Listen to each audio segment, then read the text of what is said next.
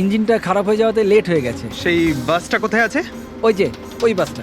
এইটা? হ্যাঁ হ্যাঁ। আচ্ছা, আপনারা সাতারা যাচ্ছেন তো? হ্যাঁ। হ্যাঁ, কেন? আপনারা কি এখানে সাধের অনুষ্ঠানে এসেছিলেন?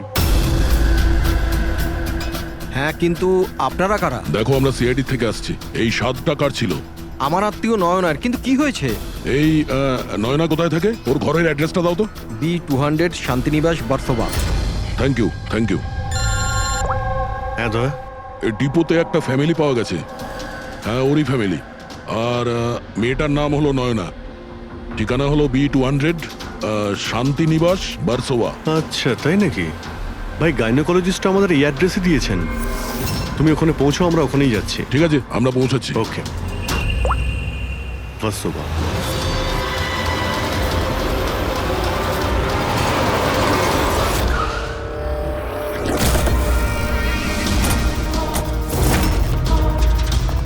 এক্সকিউজ মি, আমরা সিআইডি থেকে আসছি। এই নয়না কোথায়? সিআইডি?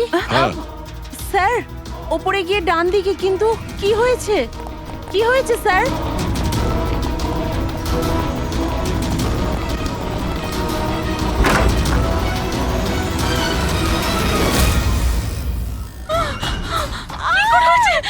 প্লিজ সামলান নিজেদের আপনারা।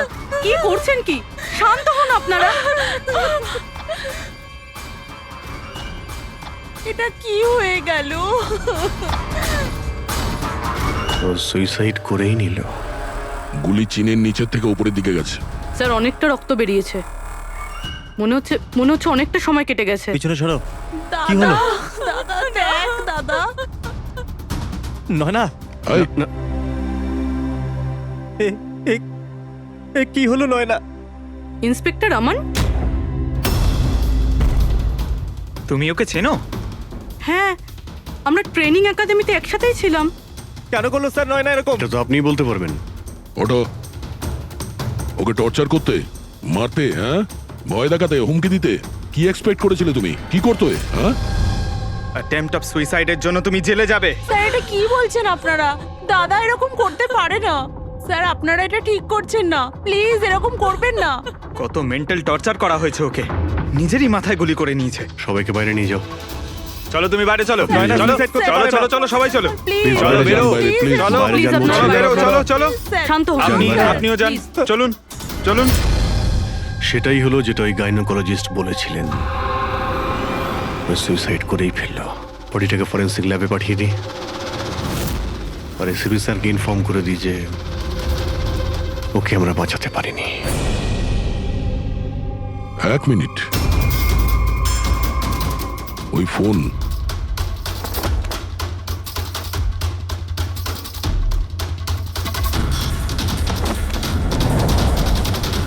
কিন্তু কোথায় যেতে পারে?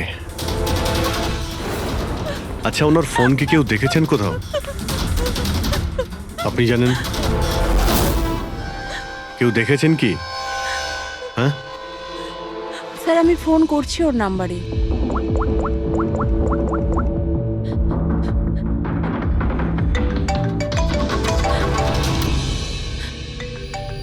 যশ বাবা, এদিকে এসো।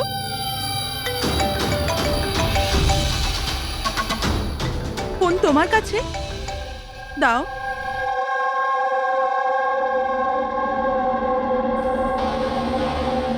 আমি এটা গেম খেলার জন্য নিয়েছিলাম কাকির ঘর থেকে। কোনো ব্যাপার না বাবু, এদিকে এসো। বাবু, একটু মনে করে বলো, যখন তুমি ফোন নিতে এখানে এসেছিলে তখন কি দেখেছিলে তুমি?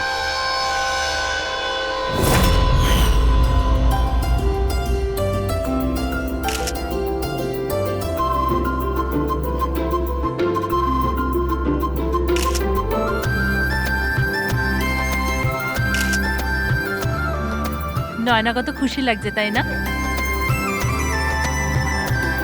কাকি আমার সাথে মোবাইলে গেম খেলবে?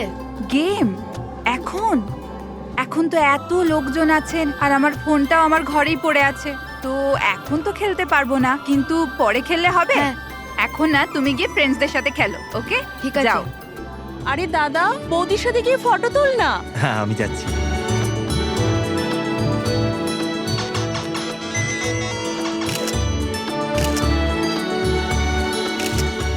যশ বাবা, তুমি আবার মোবাইল নিয়ে বসে গেছো? মা প্লিজ ডিস্টার্ব করো না মা প্লিজ। আরে কাকির অনুষ্ঠান চলছে, তুমি এখানে গেম খেলছো? হ্যাঁ আর কিছুক্ষণ আরে please, বাবা, please। কাকির খারাপ লাগবে, চলো সোনা, চলো। আরে মা কোনো মা নয়, অনেক গেম খেলেছো, আর ফোন নয়। কাকি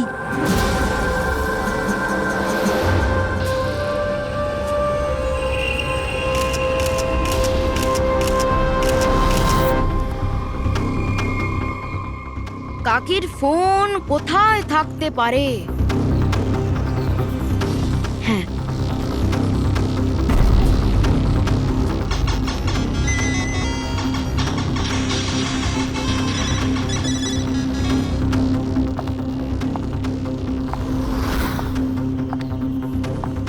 কাকি চলে এসছে। কিন্তু এরপর তুমি ফোনটা ফেরত কোথা থেকে পেলে? এখানে বাইরে পড়েছিল। থ্যাংক ইউ বাবু, তুমি আমাদের অনেক সাহায্য করলে।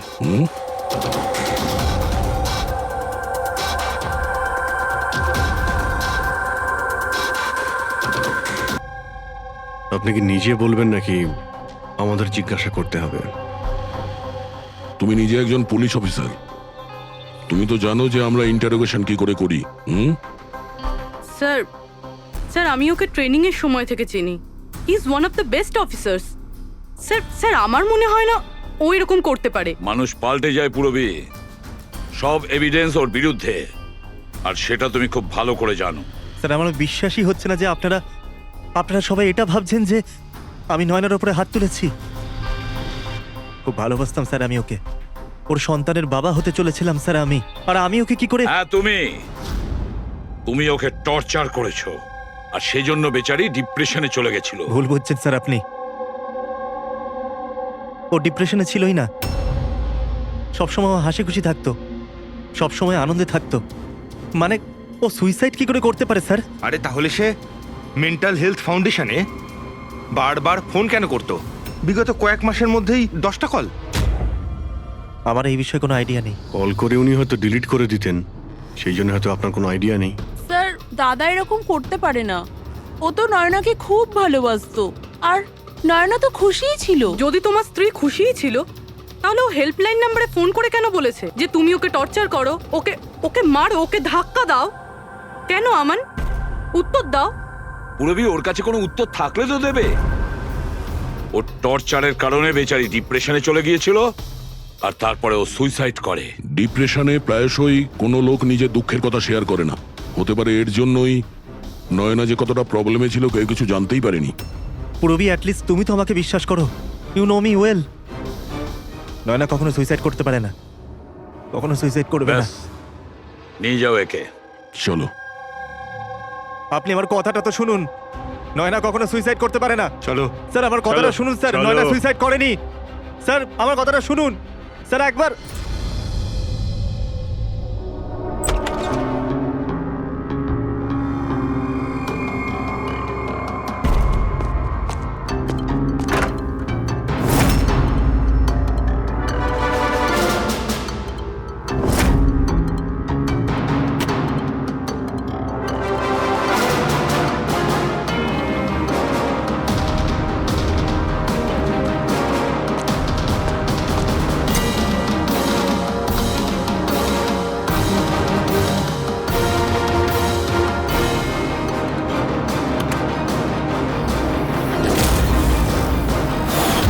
স্যার, নয়না যখন সুইসাইডই করতে চাইছিল, তাহলে ওর আসন্ন সন্তানের জন্য অনলাইন ওয়েবসাইট থেকে বেবি প্রোডাক্টসের শপিং কেন করেছিল? যাতে কারোর সন্দেহ না হয়। হতে পারে, কিন্তু স্যার আমার মনে হয় এটা একটু আশ্চর্য ব্যাপার স্যার। পুরো ব্যাপারটাই আশ্চর্য। তো আপনার মনে হচ্ছে যে আমার আর ভূমি এরা সত্যি বলছে? সেটা তো জানাই যাবে অভিজিৎ, কিন্তু তার আগে ওই 7 ভক্ষণ অনুষ্ঠানে নয়নার যত কাছের লোক ছিল ওদের সবাইকে ডাকো। নয়নার সাথে আপনার সম্পর্ক কেমন ছিল? হ্যাঁ স্যার, খুব ভালো ছিল, আর খুব ভালো মেয়ে ছিল, সব সময় খুশি থাকতো। তাহলে আপনারও কি মনে হয়েছে যে ওর সঙ্গে কোনো গন্ডগোল হচ্ছে বা কোনো সমস্যা হয়েছে? আমরা অনেক কথা বলতাম, কিন্তু কখনো মনে হয়নি যে ওর হাজবেন্ডের সাথে বা বিয়ে নিয়ে কোনো প্রবলেম ছিল। শোনো বাবা, তোমার তোমার কাকিমাকে কেমন লাগতো? ভালোবাসতেন তোমায়? হ্যাঁ, কাকি আমাদের বাচ্চাদের খুব ভালোবাসতো আর আমাকেও খুব ভালোবাসতো। উনি ওনার ফোনে আমায় গেমও ইনস্টল করতে দিয়েছিল। আচ্ছা, কাকিমা কখনো তোমাকে এমন কোনো কথা বলেছিল, যেমন ওনার তোমার কাকার সাথে কোনো ঝগড়া হয়েছে অথবা ঝামেলা হয়েছে, এরকম কিছু? না, কাকি প্রেগনেন্ট ছিল তো, তাই জন্য উনি তাড়াতাড়ি রেগে যেতেন। আর মাই আমায় বলেছিল যে আমি যেন ওনাকে বিরক্ত না করি। আচ্ছা, নয়নার ব্যবহারে আপনার মানে কোনো সন্দেহ হয়েছিল? না, একদমই না। ও তো খুব খুশি ছিল, পুজোতে ফাংশনে ডান্সও করেছিল। ইনফ্যাক্ট অনেক বেশি এক্সাইটেড ছিল নিজের ফটোশুট নিয়ে। আর কোনো ছবি আছে? স্যার, নয়না যতগুলো ফটো সব এর মধ্যেই আছে। ঠিক আছে, এগুলো আমরা রেখে দিচ্ছি। এখন আপনি আসতে পারেন। Thank you very much. Thank you sir. Sir, সবকিছু শোনার পরে আমার তো মনে হচ্ছে যে এ এমন সত্যি কথাই বলছে।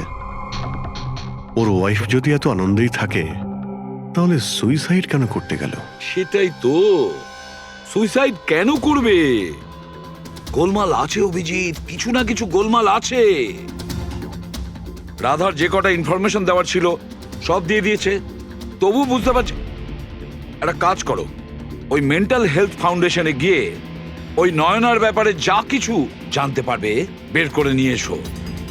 ওখানকার অপারেটরদের সঙ্গেও কথা বলো, খুঁটিয়ে খুঁটিয়ে ইনফরমেশন বের করো। হয়তো এমন কোনো কথা ও জানতো নয়নার ব্যাপারে যেটা আমাদের কাজে লাগবে।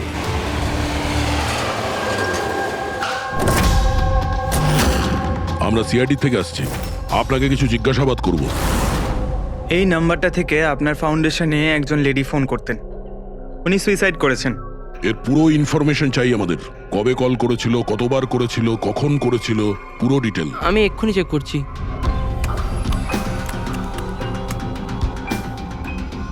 হ্যাঁ স্যার, এ অনেক কল করেছিল, শেষ 5 মাসে 10 বার। আচ্ছা, ওনার সঙ্গে কে কে কথা বলতেন? অ্যাকচুয়ালি স্যার, এনার সমস্ত কল রাধা ম্যাম হ্যান্ডেল করতেন, আর উনি এখানে ভলেন্টিয়ার। যখন এনার ফার্স্ট কল এসেছিল তখনও রাধা ম্যামেরই এখানে শিফট ছিল, আর তারপর উনি যখনই এখানে ফোন করেন বলেন রাধা ম্যামের সাথে কথা আছে। এই কলারের ব্যাপারে কিছু মনে পড়ছে? কোনো বিশেষ কথা, কিছু অদ্ভুত হয়েছে? এই কলারের ব্যাপারে স্যার, হ্যাঁ স্যার, একবার হয়েছিল স্যার। এই দেখুন স্যার, একই দিনে 2 বার কল এসেছিল। তো এতে অদ্ভুত কি? আমার মনে আছে স্যার, যেদিন প্রথম কল এসেছিল।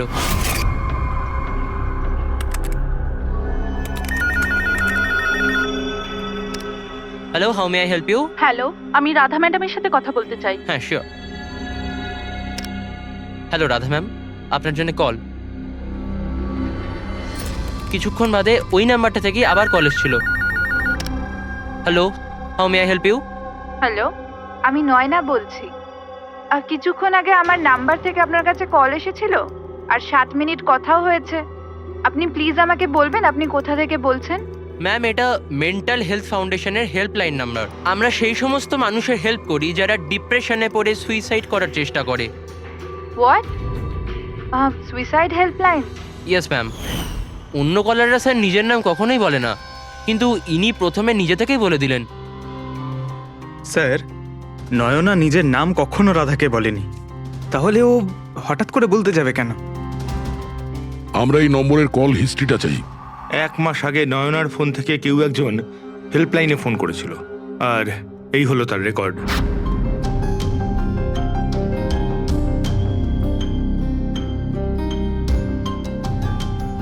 তারিখ তো সেকেন্ড স্যাটারডে ছিল। তো তো কি হচ্ছে? কারণ সেকেন্ড আর 4th স্যাটারডে বাড়িতে ওর বন্ধুরা আসতো। মানে ওদের মধ্যে কেউ? এই দুটো কল তো দুপুরে দেখাচ্ছে। হ্যাঁ, ওর সমস্ত বন্ধুরা দুপুরেই আসতো। কতজন আসতো? তা প্রায় 8-10 জন। আচ্ছা, তুমি কি নয়নার সব বন্ধুদের চেনো? সবাইকে তো নয়, কিন্তু অনেককেই চিনতাম। আমার বোন ভূমিও আসতো। ভূমি, একটা কথা বল। গত মাসে যখন তুমি ওর বাড়িতে গিয়েছিলে দেখা করতে, তখন এমন কিছু হয়েছিল, মানে আমি বলতে চাইছি অদ্ভুত কোনো ঘটনা বা সেরকম কিছু নিজেদের মধ্যে বা কোনো খেলার সময় কিছু মনে আছে? না স্যার, এরকম তো কিছুই হয়নি। আমরা প্রতিবারের মতো যেমন খেলতাম সেরকমই খেলছিলাম। আর নয়না, ওকে দেখে কিছু কিছু ডাউট হয়েছিল? স্যার নয়না তো খুশিই ছিল, ইনফ্যাক্ট মজা করছিল। হ্যাঁ, কিন্তু কিছুক্ষণ পর জানি না একদম সিরিয়াস হয়ে গেছিল, চিন্তিত লাগছিল। জানি না ওর কি হয়েছিল।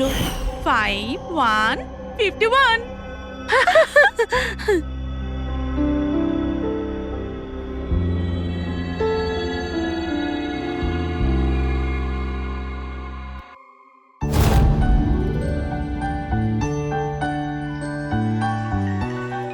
মনে হচ্ছে এর যে হবু বাচ্চা হবে না, সে খুব লাকি।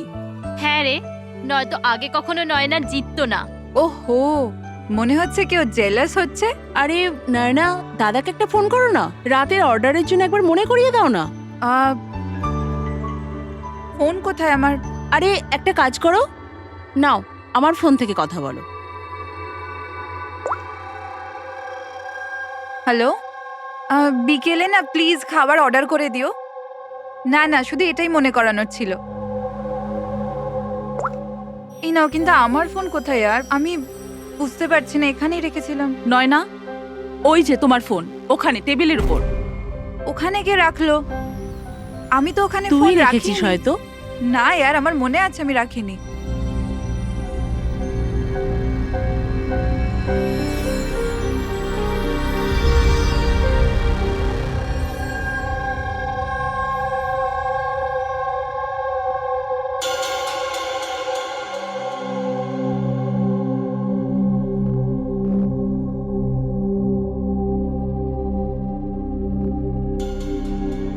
কে কল করেছিল? কি হলো? হ্যাঁ, তুই ঠিক আছিস তো? হ্যাঁ, কেন? জানভি, তোর কোনো টেনশন নেই তো? না, কোনো প্রবলেম নেই। কেন? তোদের যদি কোনো প্রবলেম থাকে তো প্লিজ আমায় বলিস। কেমন প্রবলেম? কি বলছিস তুই? তোর কি হয়েছে হঠাৎ করে? আরে কিছু হয়নি, প্রেগন্যান্সির মধ্যে এরকম মুড সুইংস হয়ে থাকে, এটা একটা ন্যাচারাল ব্যাপার। চলো আমরা সবাই খেলাটা কন্টিনিউ করি। স্যার, নয়না ভূমির ফোন থেকে আমানের সাথে কথা বলছিল দুপুর 1:03 থেকে 1:04 পর্যন্ত। 1:04 পর্যন্ত? আরে সুইসাইড হেল্পলাইনে যে প্রথম ফোন করা হয়েছিল 7 মিনিটের জন্যে, সেটা 12:57 থেকে 1:04 অবধি চলেছিল। আর সেকেন্ডটা 1:20 থেকে 1:21 পর্যন্ত। তার মানে অভিজিৎ, ওই 7 মিনিটের কলটা নয়না নিজে করেনি। কারণ ওই সময় নয়না অমনের সাথে কথা বলছিল ভূমির ফোন থেকে। এক্স্যাক্টলি। তার মানে ওই ফোনটা নয়নার কোনো বন্ধুই হয়তো করেছিল। আপনি কাউকে দেখেছিলেন ওর ফোন তুলতে বা ওর ফোন ব্যবহার করতে? না, আমি তো কাউকে দেখিনি। তার মানে ওই কলটা অন্য কেউ করেছিল।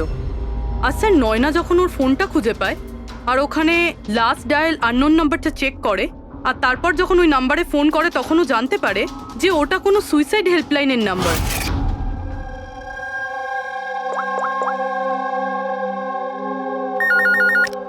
Hello, how may I help you? Hello, আমি নয়না বলছি।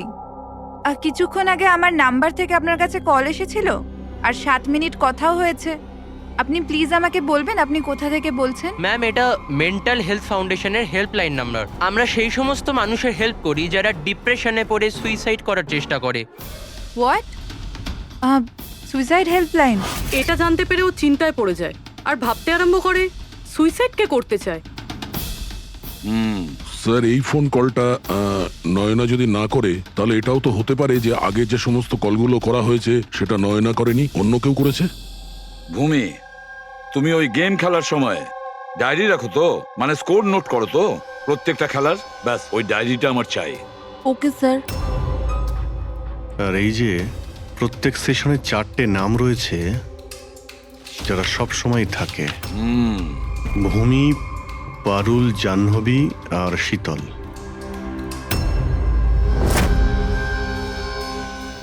রাধা একবার চেষ্টা করে দেখো, এই তিনজনের কথা শোনো।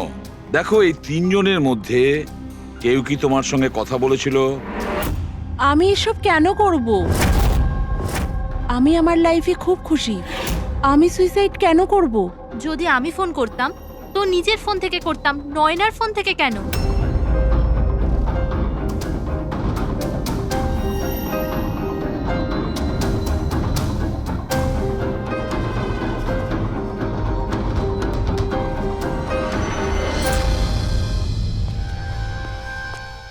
স্যার স্যার এই তিনজনের মধ্যে কারুর আওয়াজ নয়।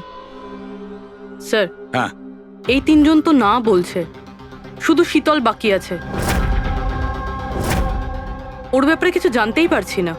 কিছু জানতে পারোনি মানে কি বলতে চাইছো? স্যার, এই তিনজনের মধ্যে কেউ শীতলকে চেনেই না। জাহ্নবী বলল শীতলের সাথে নয়নার গাইনোকোলজিস্টের চেম্বারে দেখা হয়েছিল, আর ওখানে ওদের বন্ধুত্ব হয়ে যায়। শীতলকে এদের মধ্যে কেউই পার্সোনালি চেনে না। কোনো ব্যাপার না, ওই তিনজনের হেল্প নিচ্ছি আমরা। এবার শীতলের স্কেচ করাবো আমরা, তারপরে দেখবো।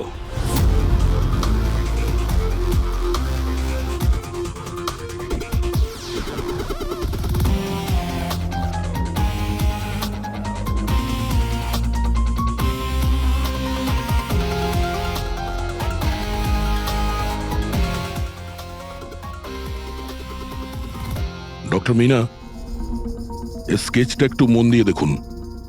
আচ্ছা, এই মেয়েটা আপনার এখানে চিকিৎসা করাতে আসতো? I don't think so. আমার তো মনে পড়ছে না যে এরকম কোনো লেডি আমার কাছে কোনোদিন এসেছিল।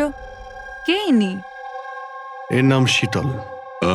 আমরা এটা বুঝতে পারি যে আপনার এখানে এত পেশেন্ট আসে যে এই সমস্ত পেশেন্টের নাম মনে রাখা তো মুশকিলের ব্যাপার। রাইট, বাট আমি আমার সব পেশেন্টদের পার্সোনালি চিনি, অ্যান্ড আই এম শিওর শীতল নামের কোনো পেশেন্ট আমার কোনোদিন ছিলই না।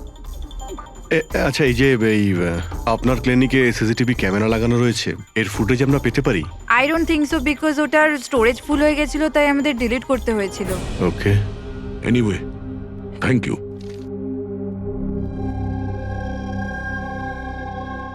মনে হচ্ছে এই শীতল কোনোদিন পেশেন্ট ছিলই না, শুধুমাত্র নয়নার সঙ্গে বন্ধুত্ব করার জন্য এসেছিল এখানে। ওর প্ল্যান ছিল নয়নার সঙ্গে বন্ধুত্ব করে ওর বাড়িতে ঢোকার। প্রফেশনাল ফ্রড মনে হচ্ছে, আটকাতে হবে ওকে।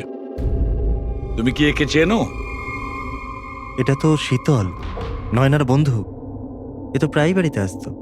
নয়না শীতলের বন্ধুত্ব কবে কোথায় হয়েছে কিছু জানো তুমি? না, আমি জানি না, কিন্তু তাতে কি যায় আসে? যখন আমার নয়নাই রইল না, তখন এইসব।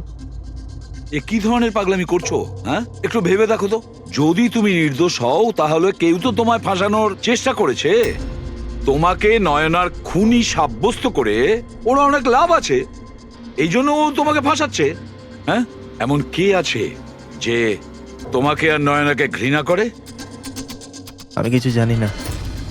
তাহলে কি ভূমি ওই আবার প্রপার্টি লোভে করেনি তো? না, ভূমি এরকম কখনো করতে পারে না। বরং ও তো নয়নাকে খুব ভালোবাসতো। তো কোনো প্রফেশনাল রাইভেলরি? একজন পুলিশের তো অনেক জায়গায় অনেক শত্রু থাকে। না, আমার সাথে এরকম কিচ্ছু ছিল না। আমি আমার ডিউটিতে না তো কখনো কোনো গ্যাংস্টারকে ধরেছি, না কোনো বড় গ্যাংস্টারকে মেরেছি, কখনো ঘুষ নিইনি। পুরো কেরিয়ারে ব্যাস একবারই গুলি চালিয়েছিলাম। কার ওপরে? কাকে গুলি করেছিলে তুমি? ছোটখাটো ফ্রড ছিল স্যার, বিশেষ। ওকে অ্যারেস্ট করতে গেছিলাম, তখনই গুলি চলে গেছিল।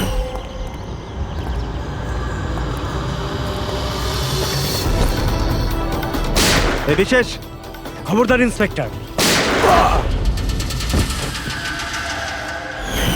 হয়তো এই লোকটারই কোনো ভাই বা আত্মীয় প্রতিশোধ নেওয়ার জন্য এসব করেছে। না, যখন আমরা ওকে অ্যারেস্ট করতে গেছিলাম তো ওর কোথাও কোনো পরিবার ছিল না, হয়তো অনাথ ছিল। ঠিক আছে, যদি ওই লোকটার কোনো আত্মীয় স্বজন থাকে তাকে আমরা ছাড়বো না। স্যার, আমান ঠিক বলছিল।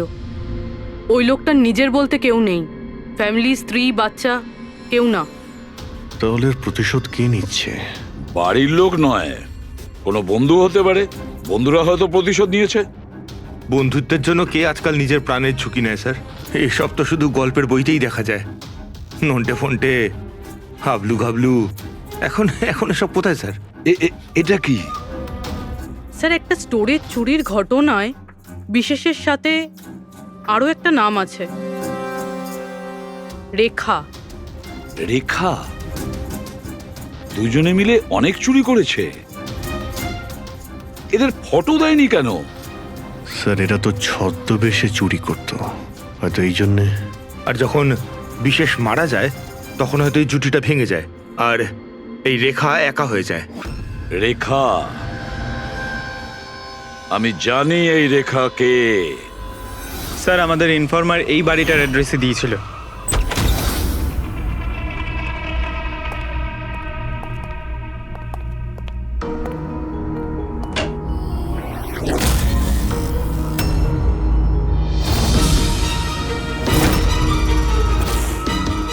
দেখো একটু।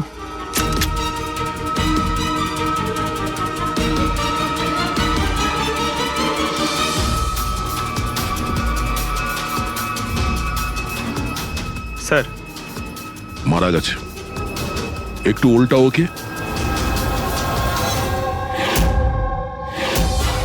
শীতল? আমাদের সন্দেহ ঠিকই ছিল, শীতলই রেখা। কিন্তু স্যার আমরা তো ভাবছিলাম যে সব শীতল করছে।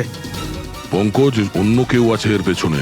ও জানতে পেরে গেছিল যে আমরা শীতলের কাছে যে কোনোভাবেই হোক পৌঁছে যাব।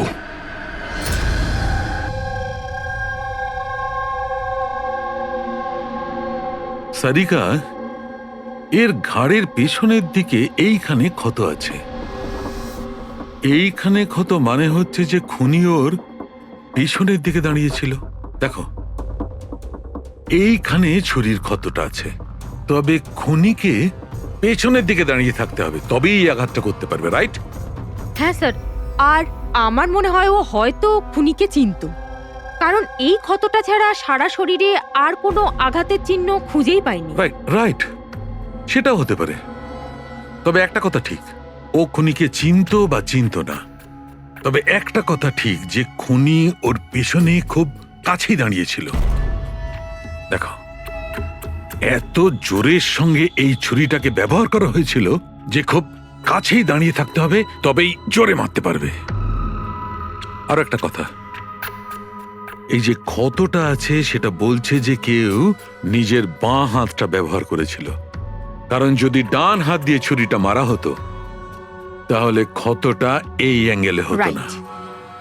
এক্ষেত্রে বাঁ হাতটা ব্যবহার করা হয়েছে। হ্যাঁ স্যার, তার মানে খুনি ডেফিনেটলি লেফট হ্যান্ডেড, তাই তো? একদম, এই খুনি লেফটি। আর দেখো আরেকটা কথা, এত জোর যে এটা ব্যবহার করা হয়েছে, সাপোজ ধরো কোনো ডান হাতি লোক বাঁ হাতে ছুরিটা নিয়ে ব্যবহার করলে তাহলে এত জোরে আঘাতটা করা সম্ভব নয়। এটা সেই করতে পারে যে বাস্তবে একজন লেফটি নেটা। রাইট, খুনি একজন লেফটি, এটা একটা বড় ক্লু। এবার বলে দিও নাকে জনাব এসিপি সাহেবকে। আগে হ্যাঁ, প্রদ্যুম্ন সাহেব। হ্যাঁ বলো সালুকে, বলো। একটা বড় ক্লু পেয়েছি। যে ব্যক্তি এই ছুরিটা ব্যবহার করেছে সে আসলে লেফট হ্যান্ডার। থ্যাংক ইউ সালুকে। সালুকে ফোন করেছিল, বলছিল খুনি লেফট হ্যান্ডেড।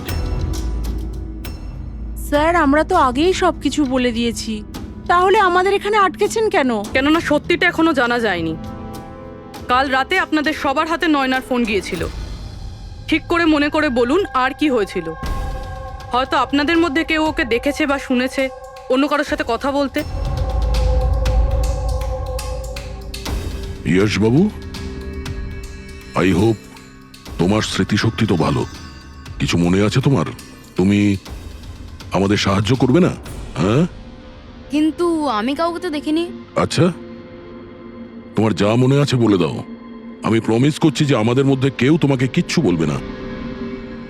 আমি কাকির রুমে তো গিয়েছিলাম, কিছুক্ষণের জন্য ফোন নিতে গেছিলাম। তারপর আমি গেম খেলছিলাম, আর কেউ আসছিল ওখান থেকে। তারপর আমি ফোনটা ওখানে সাইডে রেখে চলে গেছিলাম। কোন গেম খেলছিলে তুমি?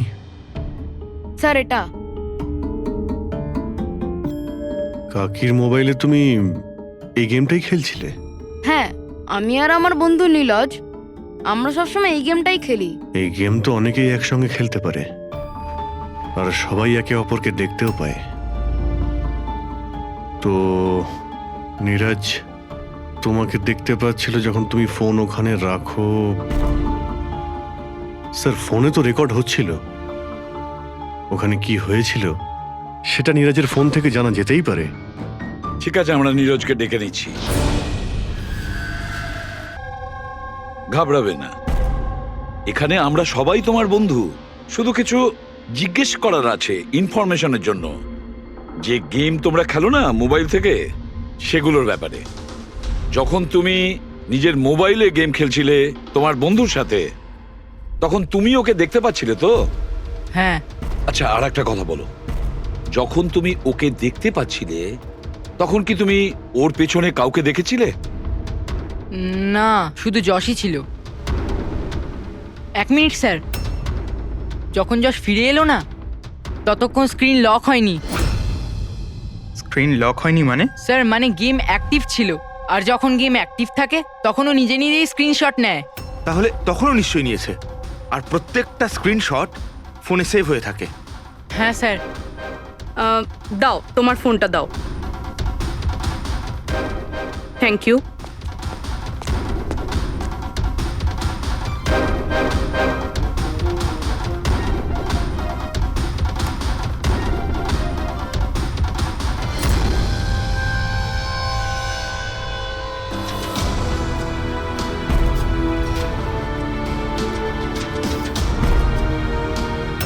এটা কে? এটা এটা নয়না তো নয়। না, এটা নয়না নয়।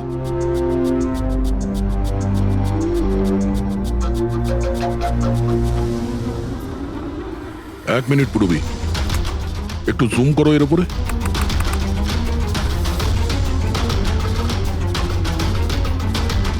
মেহেন্দি আর লেফট হ্যান্ডে এর হাতে মেহেন্দি এইভাবে কেন রয়েছে?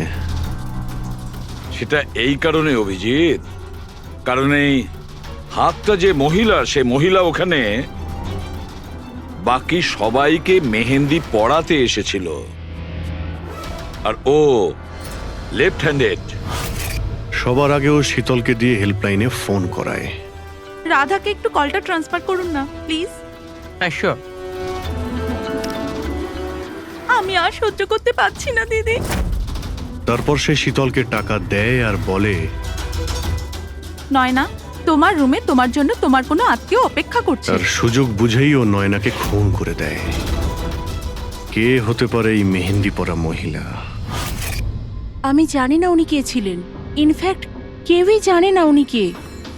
নয়না বলেছিল যে শীতল ওনাকে ডেকেছিল, আর ওই নিয়ে এসেছিল নিজের সাথে। আর এটাও জানি না যে ওকে কেন আনা হয়েছিল। নিজের কাজও ঠিক করে করছিল না ও, বাজে মেহেন্দি লাগাচ্ছিল সবাইকেও। দেখ না জাহ্নবী, কিরকম মেহেন্দি লাগাচ্ছে ও, পুরোপুরি ঠিকঠাক লাগাচ্ছেও না। আপনি কি মেহেন্দি লাগাতে জানেন না নাকি?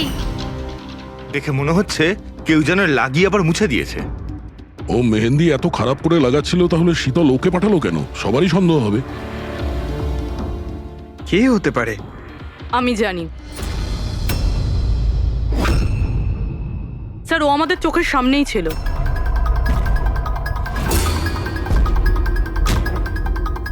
আর আমরা ওকে সন্দেহই করিনি।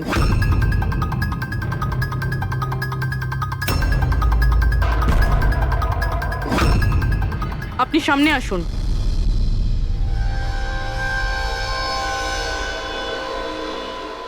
আপনার বা হাতটা দেখান।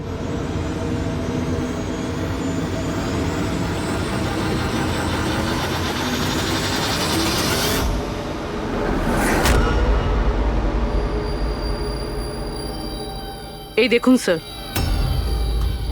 রাধা দেবী?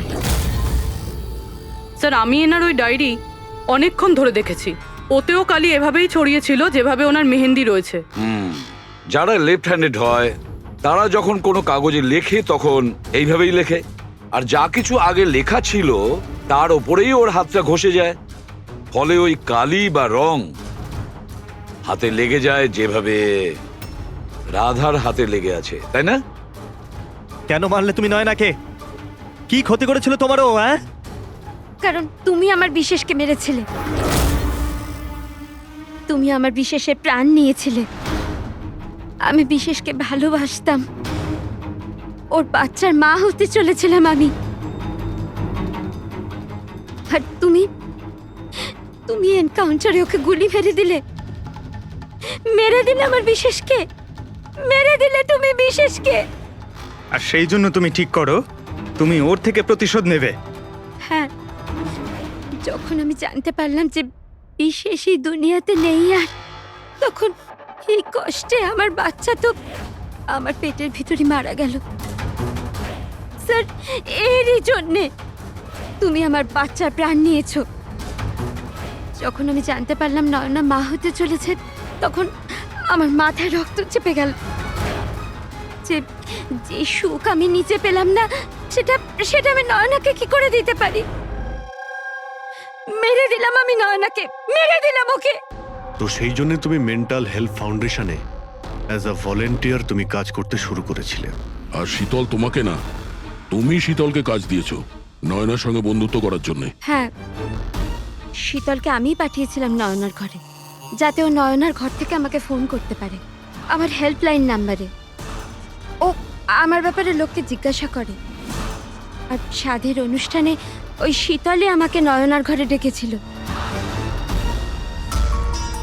আর আর আমি ওখানেই ছিলাম। আমার পক্ষে আর সম্ভব নয় দিদি, আমি যাচ্ছি।